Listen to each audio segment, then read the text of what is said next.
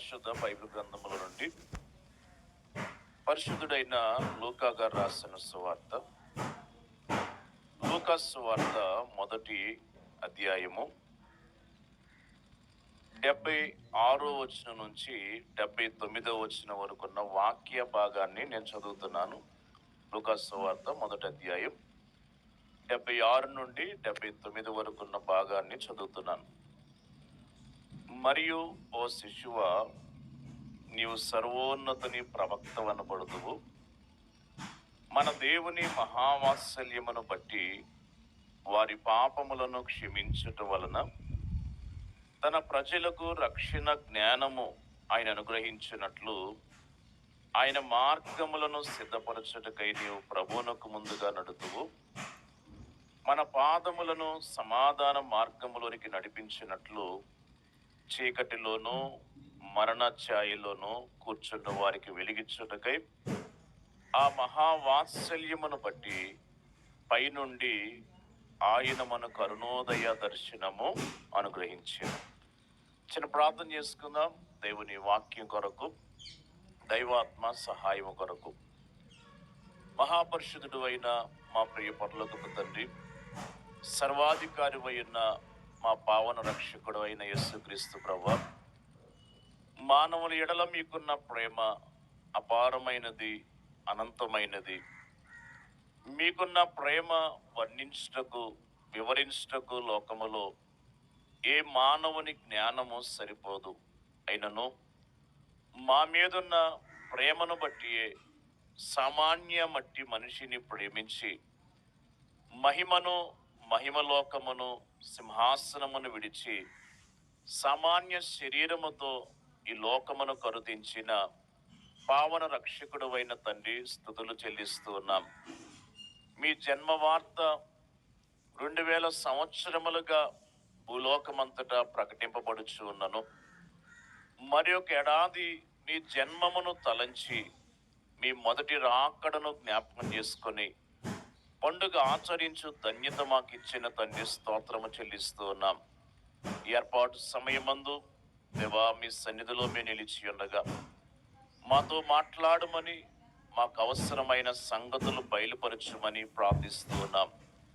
దూతల వర్తమానము అందుకొనిన మరియమ్మ గారు, గొర్రెల కాపరులు ఏ రీతిగా వారి అనుభవాల్లో నిలబడి మిమ్మల్ని ఆరాధించి ఉన్నారో, అలా మేము కూడా తండ్రి వర్తమానము ద్వారా మా అంతరంగములను బలపరుచుకొని సంపూర్ణముగా మేము ఆరాధించే అనుభవంలోనికి మమ్మల్ని నడిపించమని ప్రార్థిస్తూ ఉన్నాం.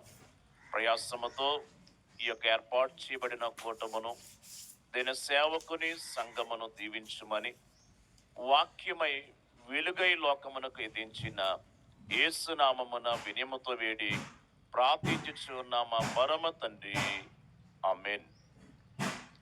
మహిమను, సింహాసనమును విడిచి సామాన్య శరీరముతో మానవుల రక్షణ కొరకు భూలోకమునకు ఎదించిన, లోకమును, మానవుని అంతరంగమును వెలిగించిన యేసుక్రీస్తు ప్రభు యొక్క జన్మ ధ్యాన దీవెనలు చేరికుడి వచ్చిన మనెల్లరకు కలుగును గాక. ఆమేన్. మరోసారి మీ అందరికీ మరణార్థ. ప్రభునందు దేవుని పిల్లరా, ఈ ఏర్పాటు సమయమందు పరిశుద్ధ బైబిల్ గ్రంథములో నుండి ఒక విలువైన సంగతిని వాక్యము ద్వారా మనము ధ్యానం చేసుకుందాం. మరి పండుగ కార్యక్రమానికి పెట్టబడిన పేరు చెప్పండి. ఏం పేరు పెట్టారు? క్రిస్మస్ కాంతి, క్రీస్తుకు మహిమ. మరి పేరును బట్టి క్రిస్మస్ కాంతి అనే అంశమును మరి ధ్యానము చేయాలని ఈ యొక్క సంగతిని వాక్యానుసారంగా ప్రార్థనాపూర్వకంగా ధ్యానించి దేవుడు అనుగ్రహించిన కొన్ని అనుభవాలను మీ ఎదుట ఉంచి వాక్యాన్ని బోధించాలని ఆశపడుతూ ఉన్నాను. ఇంతవరకు మరి కార్యక్రమం ఏర్పాటు చేసిన శాంతరాజయ్య గారు క్రిస్మస్ కాంతిని గురించి కొన్ని మాటలు తెలియచేశారు. ఆ సంగతులు మీరు వినిన వారై ఉన్నారు. ఆ మాటలను బలపరుచుచు కొనసాగించుచు మరికొన్ని సంగతులు ఈ రాత్రి కాలమందు మనం ధ్యానం చేద్దాం.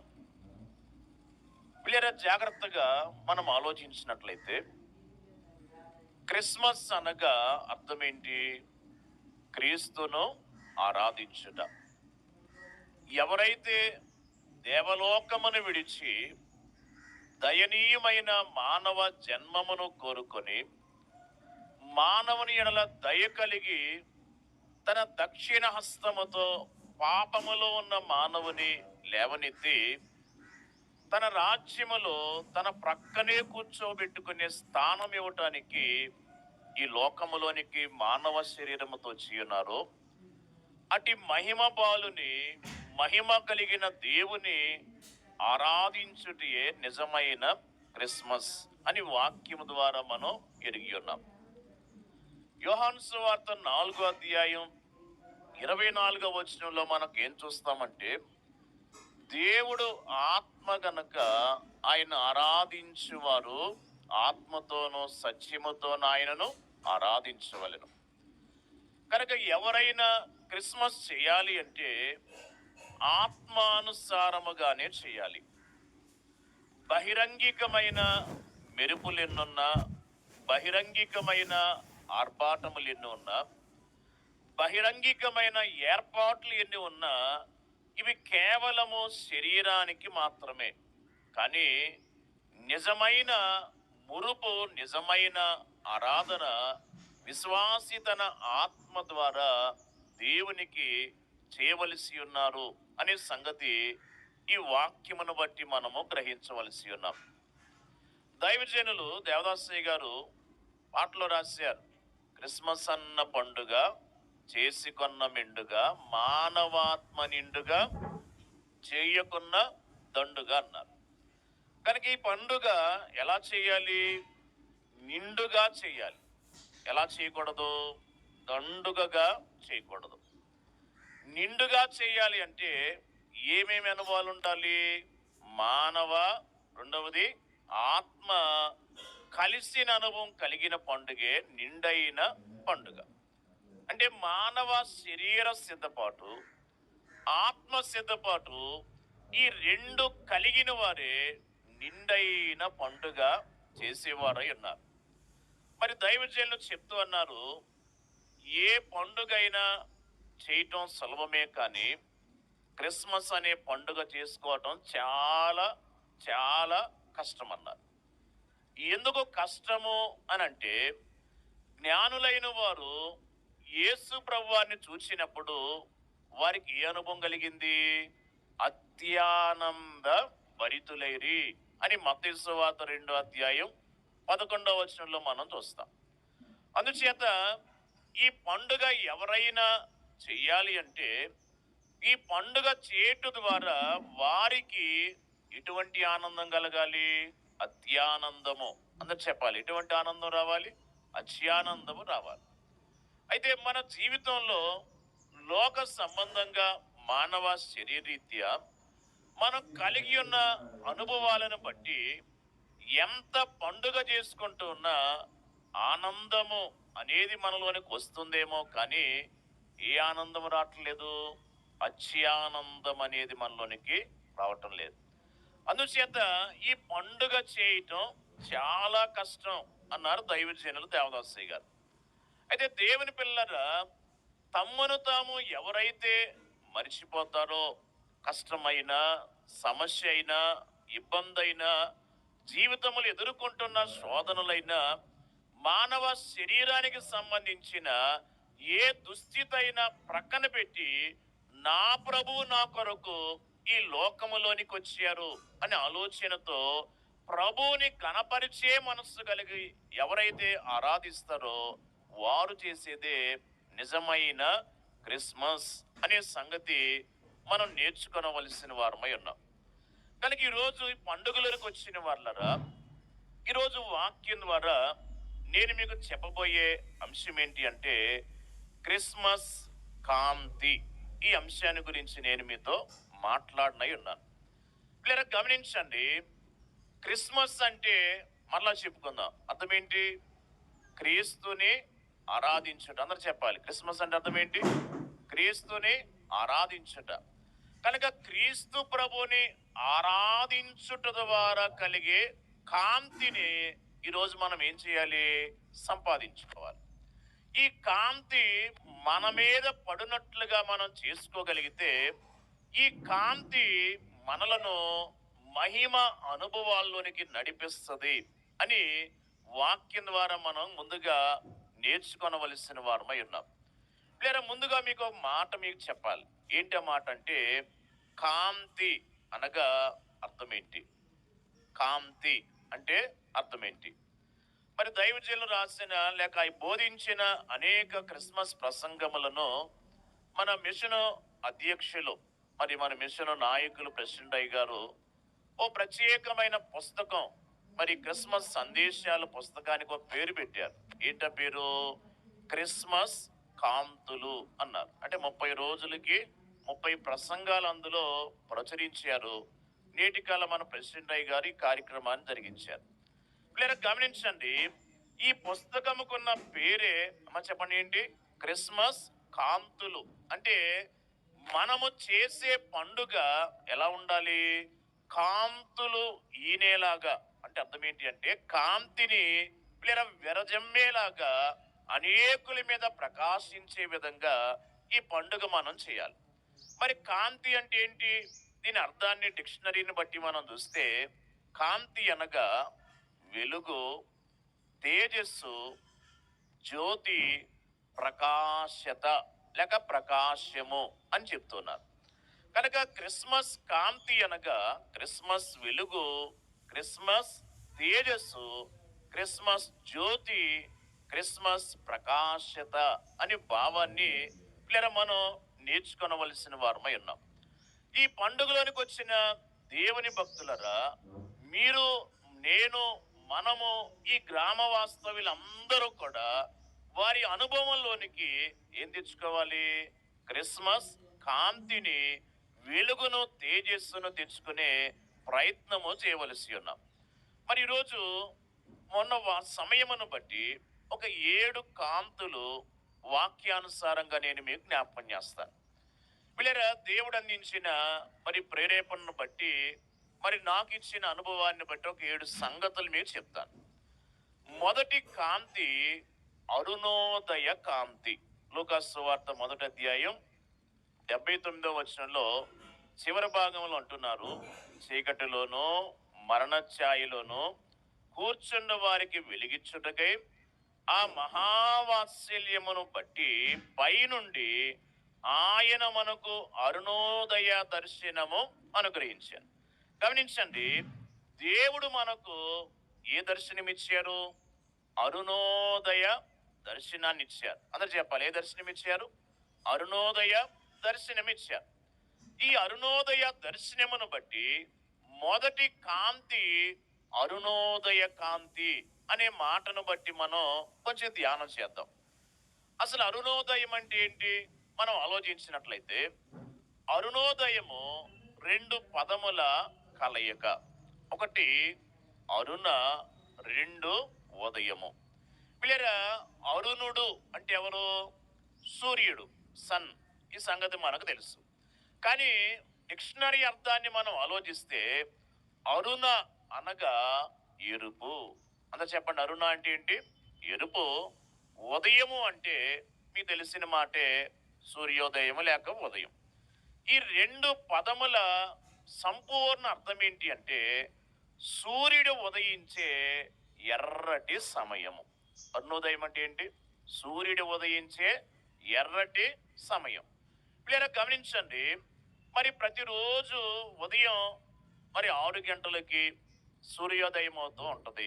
లేదు వేసవికాలం అయితే 5 గంటలకే సూర్యోదయం అవుతూ ఉంటుంది. అయితే ఉదయకాలము సూర్యోదయం అప్పుడు సూర్యుని మనం చూసినప్పుడు సూర్యుడు ఎలా కనపడతాడు మనకి? ఏ రంగులో కనపడతాడు? ఎరుపు రంగులో కనపడతాడు. కొంచెం కాంతి ఎక్కువయ్యేటప్పటికి ఏ రంగులో కనపడుతున్నాడు? పసుపు వర్ణంలో కనపడుతున్నాడు. ఇంకా కాంతి వేడి ఎక్కువయ్యేసరికి సూర్యుడు తెలుపు రంగులో మనకి కనబడుతూ ఉంటాడు. కనుక ఇప్పుడు మనం చెప్పుకోవలసినది అరుణోదయ కాంతి. అంటే దేవుని పిల్లరా, సూర్యుడు ఉదయించే ఎర్రటి సమయమని మనం గ్రహిస్తూ ఉండగా, ఈ అరుణోదయ కాంతి ఎవరికి అంటే చీకటిలోనూ మరణ ఛాయలోనూ కూర్చుండు వారికి అని మనం అర్థం చేసుకోవాలి. ఎవరైతే చీకటిలో ఉన్నారో, ఎవరైతే మరణ ఛాయలో ఉన్నారో, ఈ చీకటిలో ఉన్న వారి నిమిత్తం, మరణ ఛాయలో ఉన్న వారి నిమిత్తం వెలిగిచ్చుటకై ఆయన తన మహావాత్సల్యమును బట్టి మన మీద ఏ కాంతిని ఆయన ప్రకాశింపజేస్తున్నారు? అరుణోదయ కాంతి. మరి ఈ మాట ప్రవచనము, యెషయా గ్రంథం 9వ అధ్యాయం 2వ వచనం మీరు వాక్యం ద్వారా వినిన మాటే. అయితే ఇక్కడ రాయబడిన మాట ఏంటి అంటే, చీకటిలో కూర్చుండు వారు గొప్ప వెలుగును చూస్తున్నారు, మరణ ఛాయలో నివసించే వారికి వెలుగు ప్రకాశించననే మాట మనం చూస్తున్నాం. ఇక్కడ చీకటి అనగా అర్థం ఏంటి అంటే, దైవజనులు పాటలో రాశారు, కల్లులు చీకటి నడుచుచు వెలుగు చూచిరి, పలు విధంబులైన ఎట్టి పాప చీకటు కలగజేసి శుద్ధ కాంతి కలుగజేయును, వెలుగుగా దేవుడు వెలసెదాత్రిలో, వెలుగుగా దేవుడు వెలసెదాత్రిలో. ఈ చరణములో దైవజనులు అంటున్నారు పాప చీకటులు అన్నారు. అంటే పాపం అనే చీకటి. పిల్లలు, ఈ అరుణోదయ కాంతి ఎవరికి? పాపం అనే చీకటిలో కూర్చున్న వారికి. ఈ అరుణోదయ కాంతి ఎవరికి అనంటే మరణ ఛాయ అనే చీకటిలో కూర్చున్న వారికి. గమనించండి, మరి లోకములో, భూలోకములో ఉన్న ప్రతి మనిషిలో కూడా ఏం కనబడుతుంది? పాపస్థితి కనబడుతుంది. రోమీయులకు రాయబడిన పత్రిక 3వ అధ్యాయం 23వ వచనం, ఏ భేదమును లేదు, అందరూ పాపము చేసి దేవుడు అనుగ్రహించు మహిమను పొందలేకపోతున్నారు. కనుక దేవుని పిల్లల, ప్రతి మనిషిలో పాపం ఉన్నది కనుక ఈ పాపము నుండి ప్రతి మనిషిని రక్షించే రక్షకుడు ఈ లోకానికి రావలసి ఉన్నారు. ఈ లోకములో ఏ మానవుడు ఏ విధము చేతనైనా మరి ఒక మనిషిని పాపము నుండి రక్షింపనేరడు. కీర్తనలు 49వ కీర్తన 7వ వచనము నుండి 9వ వచనం వరకు వాక్యములో ఈ మాటలు మనం చూస్తాం. అందుచేత ఏ మనిషి కూడా మరి ఒక మనిషిని రక్షించనేరడు గనుక, మనిషిని రక్షించాలి అంటే పాపము లేని పరిశుద్ధుడే భూలోకములోనికి రావలసి ఉన్నారు. ఆ పాపము లేని పరిశుద్ధుడే యేసుక్రీస్తు ప్రభువారు అనే సంగతి వాక్యమును బట్టి మనం నేర్చుకొనవలసిన వారమై ఉన్నాం. అందుచేత ఆయన జన్మకాలములో దేవదూతలు ఇచ్చిన వర్తమానం ఏంటి అంటే, మత్తయి సువార్త 1వ అధ్యాయం 21వ వచనంలో, ఆమె యొక్క కుమారుని కనును తన ప్రజలను వారి పాపముల నుండి ఆయనే రక్షించును గనక ఆయనకు యేసు అను పేరు పెట్టెదవు అంటున్నారు. కాబట్టి ఆయన పేరులోనే అర్థం ఉంది. ఏంటి ఆయన పేరుకున్న అర్థము? రక్షకుడు. యేసు అనగా రక్షకుండు, ఎవరినైనను రక్షించును. క్రీస్తు అనగా నియమితుండు, కేవల మేర్పాటు పురుషుడు. యేసు అంటే రక్షకుడు, ఎవరినైనా రక్షించేవారు. ఈ లోకములో మానవుల మధ్య భేదములు ఉన్నవి, కానీ మానవుని ప్రేమలో స్వార్థం ఉన్నది. కానీ నిజమైన దేవుని ప్రేమకి ఏమి లేదు, స్వార్థము లేదు.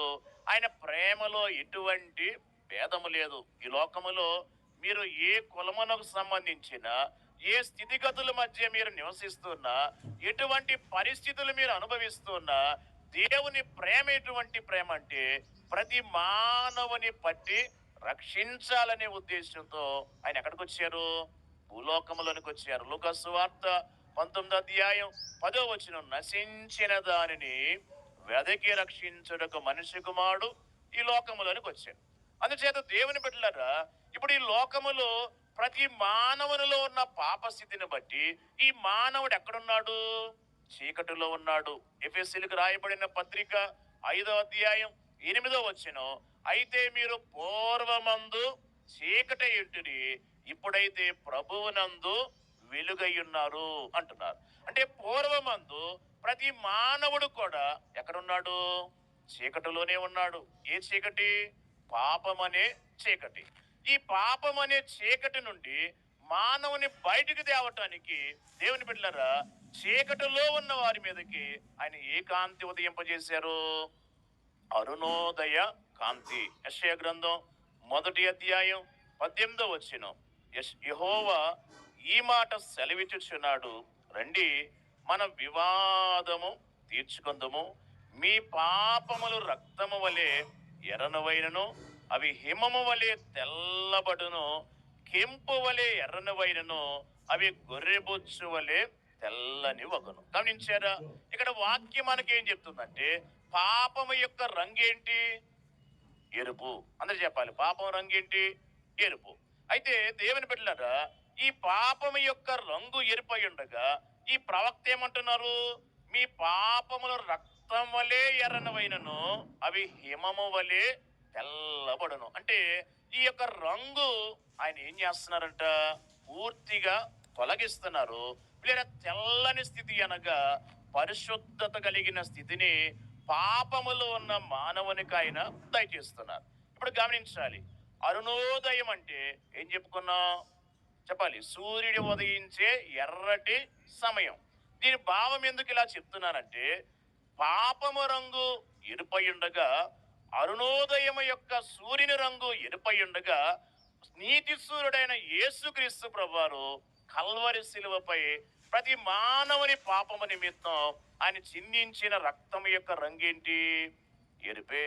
దేవుండే మన మనవుండై యేసు క్రీస్తు గా వెలసే తిరిగేనే ఇలాపై, చావుంది చావును చంపి జీవించేను, కావున మనకు మోక్షంబు నమ్మిన ఎడల దేవా దేవుని మ్రొక్కలేండి. ఓ ప్రియులారా, దేవరాజుని కొల్వరండి. అందుచేత పాపము రంగు ఎరుపై ఉండగా ఆయన శిలువ మ్రానుపై అరుణోదయ కాంతి వలె పిల్లరా తాను చిందించిన రక్తము యొక్క రంగు ఎరుపై ఉండగా ఈ రక్తము యొక్క రంగే పాపము యొక్క రంగును ఏం చేసింది? తుడిచివేసినది. అనగా మానవుని పాపమునకు ఏం చేయబడింది?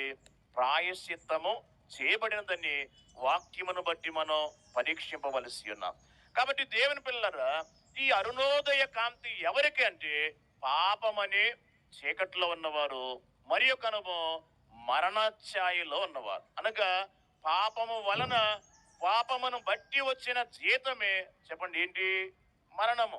అందుచేత పాపము యొక్క శిక్ష మరణమై ఉండగా ఈ లోకములో ప్రతి మానవుడు కూడా పాపము యొక్క ప్రతిఫలాన్ని అనుభవిస్తున్నాడు.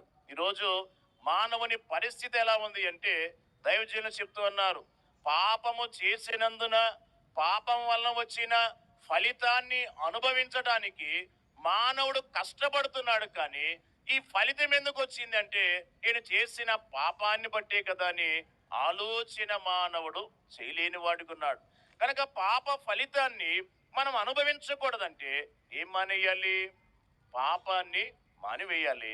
క్లియర్? ఈ పాప స్థితి నుండి మానవుని తప్పించడానికి రక్షకుడుగా ఎవరొచ్చారు? యేసుక్రీస్తు ప్రభువారు వచ్చిన వారై ఉన్నారు. అందుచేత ఈ అరుణోదయ కాంతి ఎవరికి అంటే పాపమనే చీకటిలో ఉన్న వారికి, పాప ఫలితమైన మరణ ఛాయలో ఉన్న వారికని మనం చూస్తున్నాం. త్వరగా ముందుకెళ్తున్నాను. రెండవ కాంతి మనం జ్ఞాపకం చేసుకుంటే దూతల కాంతి. లూకాసు వార్త 1వ అధ్యాయం 11, 12 వచనాలు. లూకాసు సువార్త మొదటి అధ్యాయం 26, 27, 28 వచనాలు.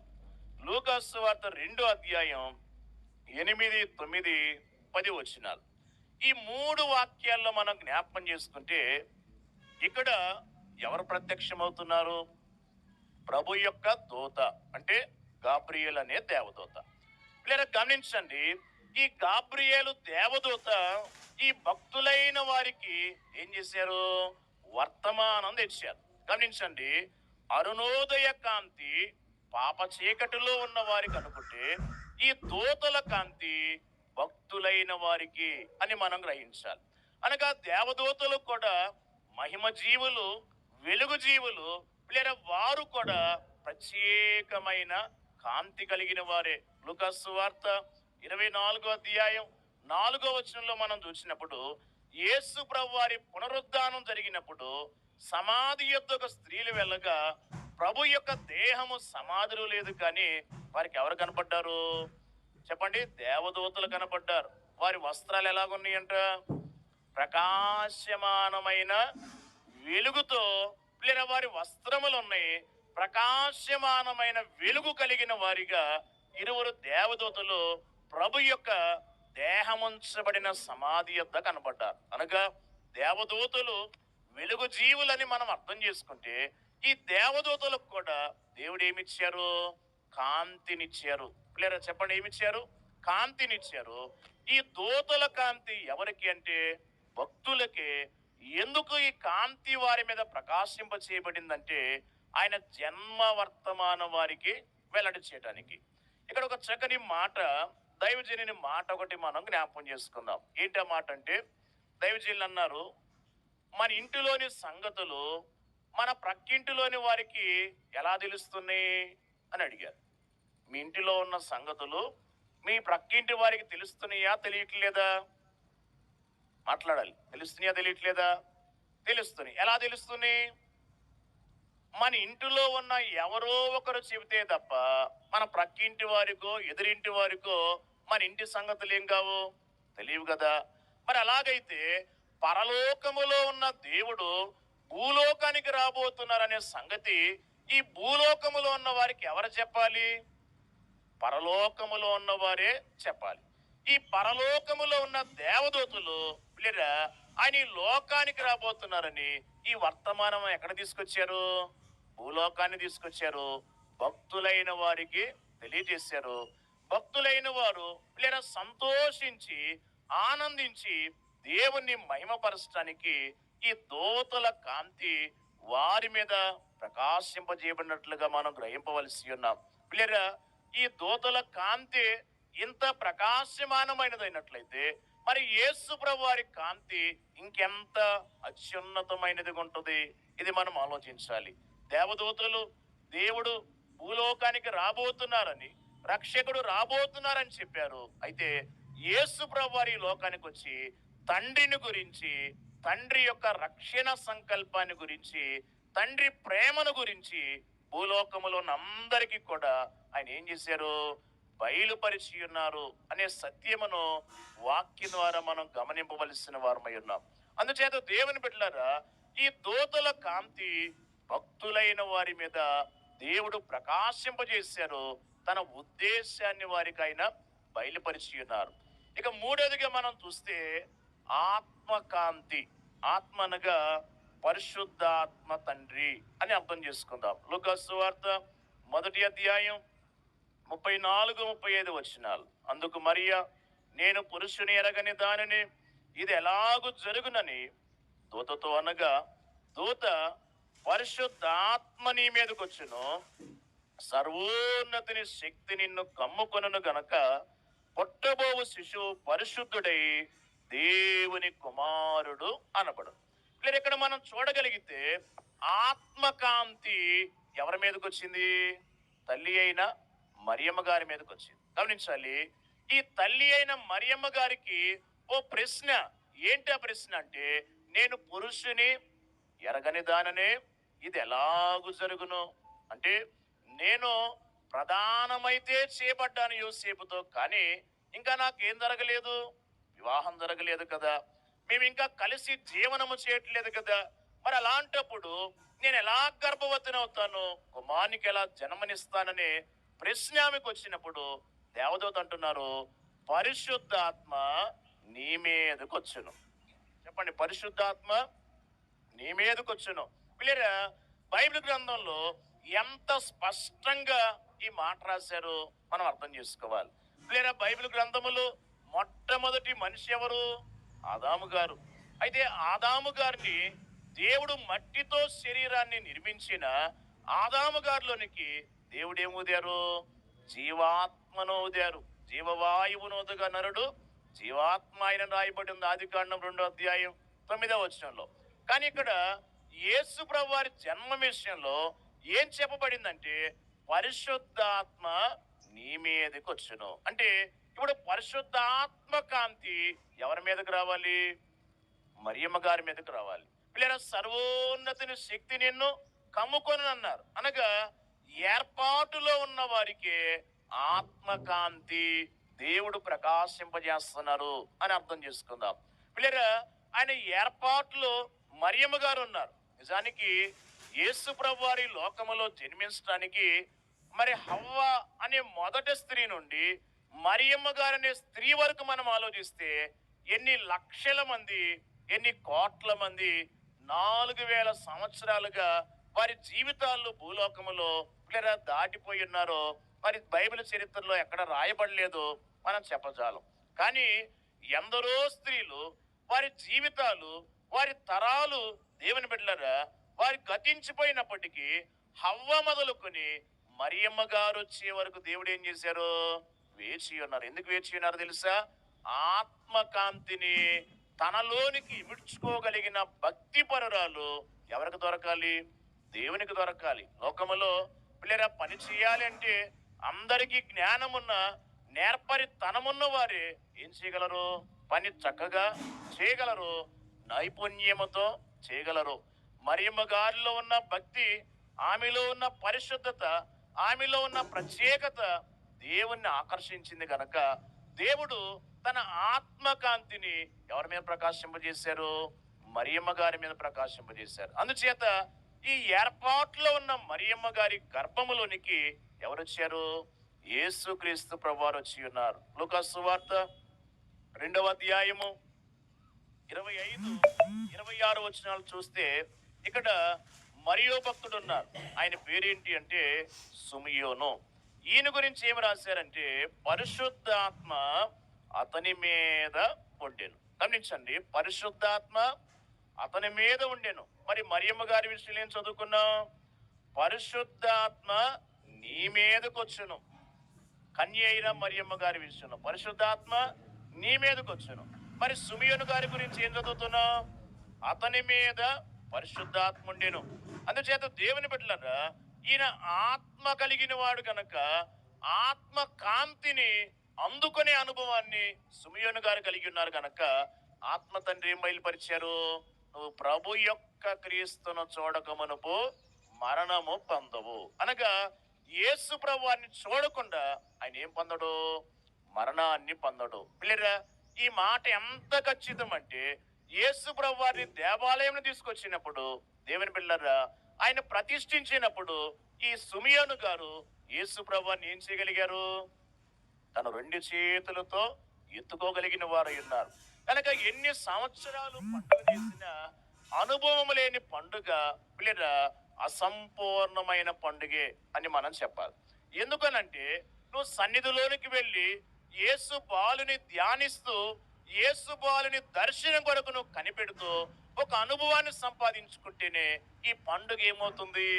సంపూర్ణమైన పండుగ అవుతుంది. సహజంగా పోయిన ఏడాది ఏమేమో అనుకున్నాం పండుగ చేసుకోవటానికి, చేసుకోలేకపోయాం.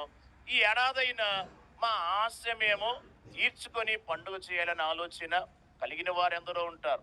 అలాగైతే ఏర్పాటు భక్తులుగా మరియమ్మ గారు గర్భములోనికి యేసు ప్రభువాన్ని తెచ్చుకున్నారు. ఏర్పాటు భక్తునిగా సుమియోను గారు తన 2 చేతుల్లో ఎవరిని ఎత్తుకున్నారు? బాలుడైనా శిశువైనా యేసు ప్రభువాన్ని ఎత్తుకున్నారు. ఈ గొప్ప అనుభవం వారికి ఉన్నది కనుకే ఆత్మకాంతి వారి మీద ఏం చేయబడింది? ప్రకాశింప చేయబడింది. ఈ క్రమములో మరి ఒక భక్తుని మనం జ్ఞాపకం చేసుకుంటే మన ఆత్మీయ జనకులు, దైవజనులు దేవదాసయ్య గారు. పిల్లరా, పరిశుద్ధ ఆత్మ కాంతి దైవజనుడు కూడా అందుకున్నారు. అందుకే గాలిలో రాయబడిన బంగారపు రాత కలిగిన బైబిల్ మిషన్ అనే రాతను చదివి ఆయన ఏం స్థాపించారు? బైబిల్ మిషన్ను స్థాపించారు. కాబట్టి ఆత్మ తండ్రి బయలుపరిచే విషయాన్ని అందుకునే సామర్థ్యం, ఆత్మ తండ్రి బయలుపరిచిన సత్యాన్ని స్థాపించే గొప్ప ఆత్మశక్తి ఎవరు సంపాదించుకున్నారు? దైవజనులు సంపాదించుకున్న వారై ఉన్నారు.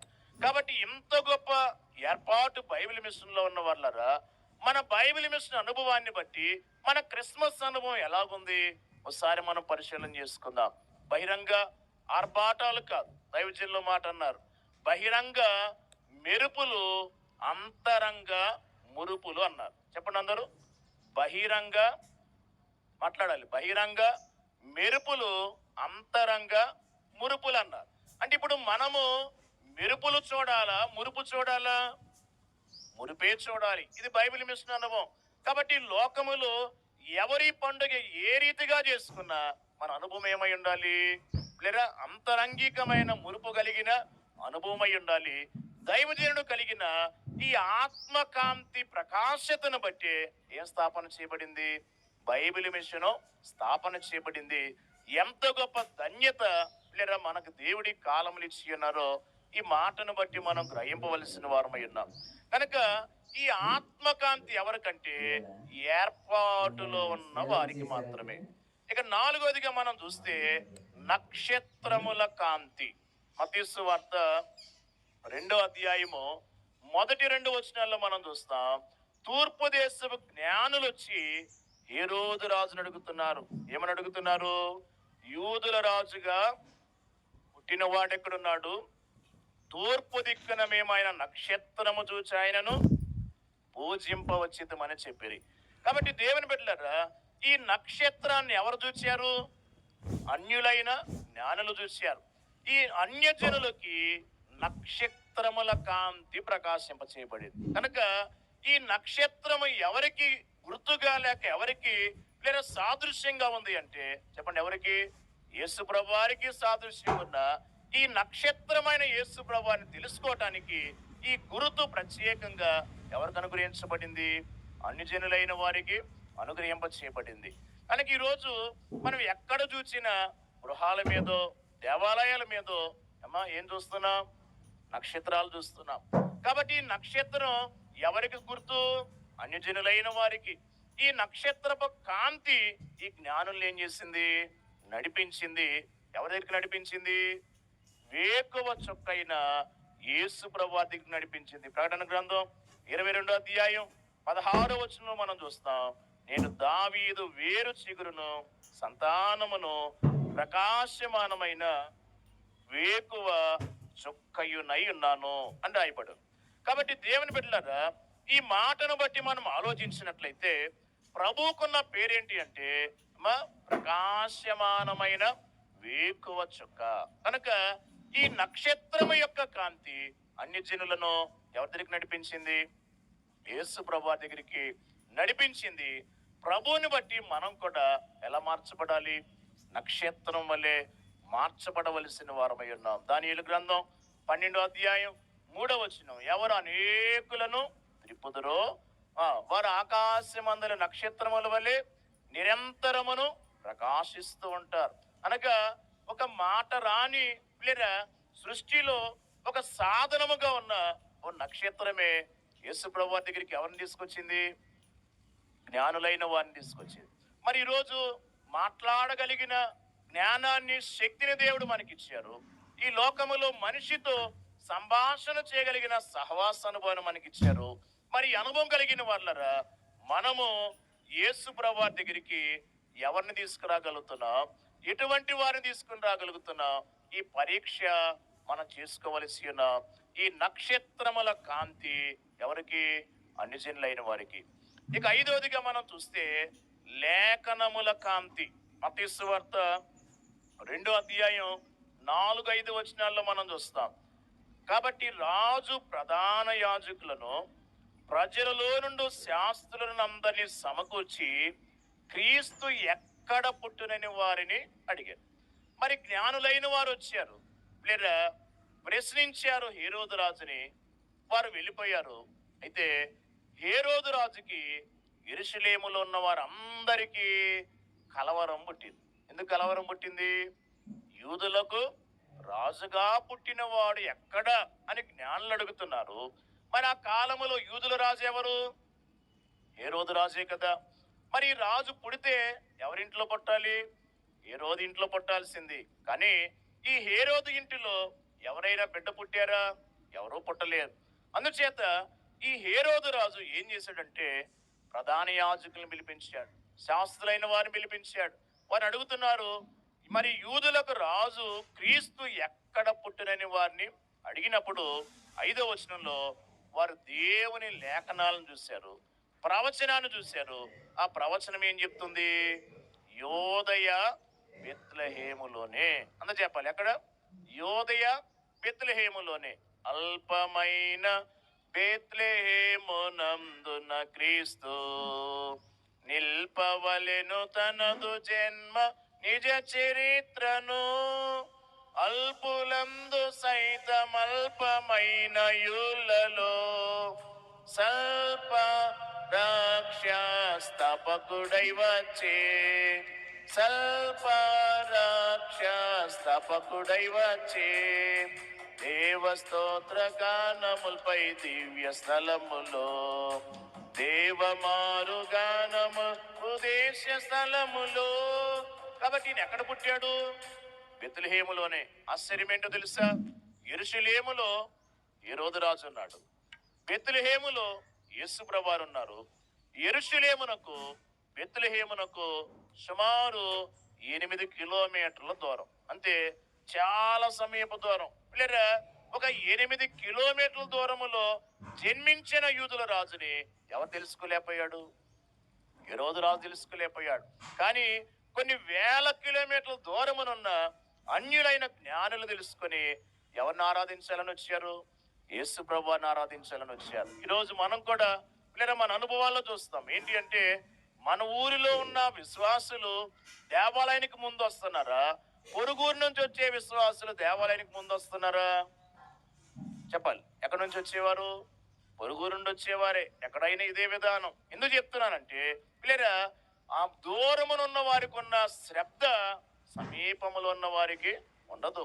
కనుక దేవుని పిల్లట ఇక్కడ ఈ లేఖనముల కాంతి ఎవరికి అంటే నిరుకు తెలుసుకోవాలనే ప్రయత్నము చేసేవారు. అంటే నిజంగా యేసయ్య జన్మించాడా? యేసు ప్రభువారి లోకములో రాజుగా పుట్టాడా?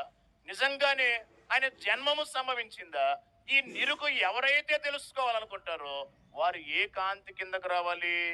లేఖనముల కాంతి. పిల్లరా, యేసు ప్రభువారు చరిత్ర పురుషుడని, ఆయన నిజముగా ఆయన జన్మము సంభవించినదని పిల్లరా మనకు రుజువు ఏంటి అంటే బైబిల్ గ్రంథ లేఖనములే రుజువు, ప్రవక్తల ప్రవచనాలే మనకి రుజువు. మరి ఈరోజు పాలస్తీనా దేశం వెళ్తే, బెత్లెహేము పట్టణానికి వెళ్తే పిల్లరా అక్కడ ఉన్న పరిస్థితులు మనం గమనిస్తే ఇవన్నీ మనకి ఏం రుజువు చేస్తున్నాయి అంటే ఆయన జన్మమని ఏం చేస్తున్నాయి? రుజువు చేస్తున్నాయి. ఇంకా ప్రత్యేకంగా లూకాసు సువార్త 2వ అధ్యాయం 1వ వచనంలో మనం చూస్తే ఆ కాలములో సర్వలోకానికి ఏం రాయబడింది? ప్రజాసంఖ్య. ఈ ప్రజాసంఖ్య కైసర్ ఔగుస్తు రాయించాలని పూనుకున్నాడు. పిల్లరా ఆయన ఏర్పాటు చేసిన ఈ కార్యక్రమములో పిల్లరా రాయబడిన పేర్లలో ఎవరి పేరు కూడా ఉంది? యేసుక్రీస్తు ప్రభువారి పేరు కూడా ఉంది. దైవజనులు అన్నారు, ఈ లోకములో ఎవరైనా గొప్పవారు ఉంటే వారి పేర్లను ఒక కాగితం మీద రాసినట్లయితే ఎంతమంది పేర్లు కాగితం మీద రాసినా అన్ని పేర్లకు పైన రాయాల్సిన పేరు ఎవరిది? యేసు క్రీస్తు. అందరూ చెప్పాలి, ఎవరి పేరు రాయాలంట? యేసు క్రీస్తు అనే పేరు రాయాలి. ఎందుకు ఆ పేరు రాయించుకున్నారంటే మన పేర్లు పరలోక జీవ గ్రంథంలో రాయించడానికి తన పేరు ఎక్కడ నమోదు చేసుకున్నారు? ప్రజాసంఖ్యలో. కాబట్టి దేవుని బిడ్డలారా ఈ యొక్క చరిత్ర ఆయన జన్మాన్ని రుజువు చేస్తూ ఉంది. కనుక లేఖనముల కాంతి ఎవరికంటే నిరుకు తెలుసుకోవాలనుకునే వారికి, ఇంకా చెప్పాలంటే కలవరము చెందుతున్న వారికి అనగా వీళ్ళ నిజమేంటో తెలియక కలవరం చెందేవారు నిజము గ్రహించాలంటే ఏ కాంతి కిందకు రావాలి? లేఖనముల కాంతి కిందకు రావాలి. లూకా సువార్త 15వ అధ్యాయములో యేసు ప్రభువారు దేవుని బిడ్డలారా ఒక ఉపమానాన్ని చెప్పారు. ఏంటి ఆ ఉపమానం అంటే, ఒక స్త్రీ దగ్గర వెండి నాణ్యములు ఉన్నాయి. 15వ అధ్యాయం 8వ వచనం నుండి 10వ వచనం వరకు చూస్తాం. అయితే ఒక నాణ్యాన్ని పోగొట్టుకున్నప్పుడు ఆమె ఆ నాణ్యము సంపాదించుకోవడానికి ఏం చేసింది? దీపం వెలిగించింది, ఇల్లు ఊడ్చింది. జాగ్రత్తగా ఆమె ఏం చేశారు? వెతికారు. అలాగే యేసు ప్రభువాన్ని గురించి, ఆయన జన్మమును గురించి నిరుగు తెలియని వారు ఈ లేఖనముల కాంతి అనే దీపాన్ని వెలిగించండి. మీరు కూడా జాగ్రత్తగా వెతికితే ఆయన జన్మము యొక్క రుజువు పరిశుద్ధాత్మ తండ్రి మీకు కూడా ఏం చేస్తారు? బయలుపరుస్తారు. మీకు కూడా ఆ రుజువును దేవుడు దయచేసేవారై ఉన్నారు. ఇక ఆరోదిగా చూస్తే మహిమ కాంతి. లూకా సువార్త 2వ అధ్యాయం 9వ వచనం. ప్రభుదూత వారి యొద్దకు వచ్చి నిలిచెను, ప్రభు మహిమ వారి చుట్టూ ప్రకాశించినందున వారు మిక్కిలి భయపడరు. గమనించండి, ఇక్కడ జాగ్రత్తగా అర్థం చేసుకుంటే, మరి పొలములో గొర్రెల కాపర్లు ఉన్నారు. ఈ కాపర్లు మందను కాచుకుంటూ ఉన్నారు. ఈ కాపర్లైన వారికి వర్తమానం పంపించింది దేవుడు ఎవరి ద్వారా? దేవదూత ద్వారా. అయితే దేవదూత వచ్చి నిలబడ్డారు. ఎవరి దగ్గర నిలబడ్డారు? కాపర్లైన వారి దగ్గర నిలబడ్డారు. మరి ముందుగా చెప్పుకున్నాం, దూతలకు కూడా ఏముంది? కాంతి ఉంది. అయితే మరి ఇక్కడ దూతల కాంతి కాదు, కానీ దేవుని బిడ్డలారా ప్రభు మహిమ ఏం చేసింది?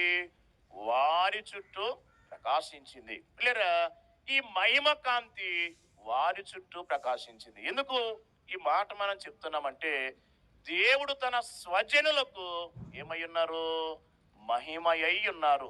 లూకా సువార్త 2వ అధ్యాయం 29 నుండి 32. నాదా, ఇప్పుడు నీ మాట చొప్పున సమాధానముతో నీ దాసుని పోనిచ్చుచున్నావు.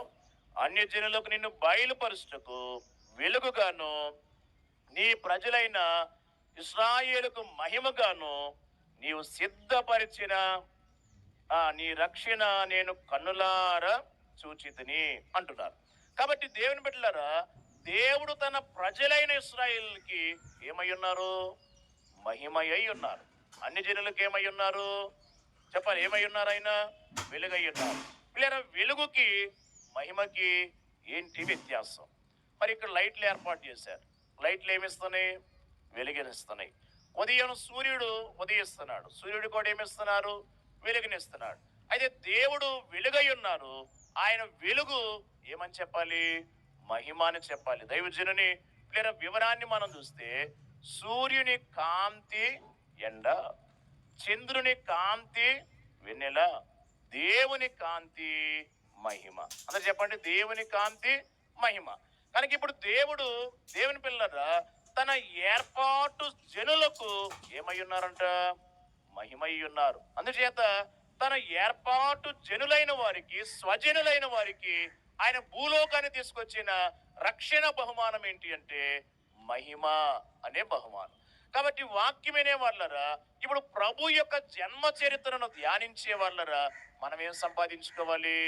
మహిమను సంపాదించుకోవాలి. మహిమలో కంబున మహిమపు నముగా, మహిమలో కంబున మహిమపు నముగా, మానీయముగా నుండు మానకుండగను దేవా, మహనీయముగా నుండు మానకుండగను దేవా. అంటే మహిమలోకములో ఆయన ఎలా ఉన్నారు? మహిమ పూర్ణముగా ఉన్నారు. ఎవరు? యేసుక్రీస్తు ప్రభువారు. కానీ మహిమలోకాన్ని విడిచి ఎక్కడికి వచ్చారు? మట్టి లోకములోకి వచ్చారు. ఎవరి నిమిత్తం? మట్టి మానవుని నిమిత్తమే. కనుక ఈ మట్టి మానవునికి ఆయన తెచ్చిన రక్షణ మరలా మానవుని ఏం చేస్తుంది? మహిమ స్థితిలోనికి నడిపిస్తుంది. వాక్యం వింటున్న దేవుని భక్తులారా, ఈ మహిమ కాంతి ఆయన స్వజనులకు అని మనం చూస్తున్నాం. ఇక ఏడవది చివరిది మనం చూస్తే క్రిస్మస్ కాంతి. అందరూ చెప్పండి, క్రిస్మస్ కాంతి. కనుక ఈ క్రిస్మస్ కాంతి ఈరోజు దేవుడు భూలోకం అంతటా కూడా ఏం చేస్తున్నారు? ప్రకాశింపజేస్తూ ఉన్నారు. జాతి భేదము లేకుండా, భాష భేదము లేకుండా, దేశ భేదము లేకుండా, ఖండముల భేదము లేకుండా, అన్ని దేశములలో, అన్ని లోకములలో, అన్ని కాలములలో చేసే ఏకైక పండుగ చెప్పండి, ఏం పండుగ?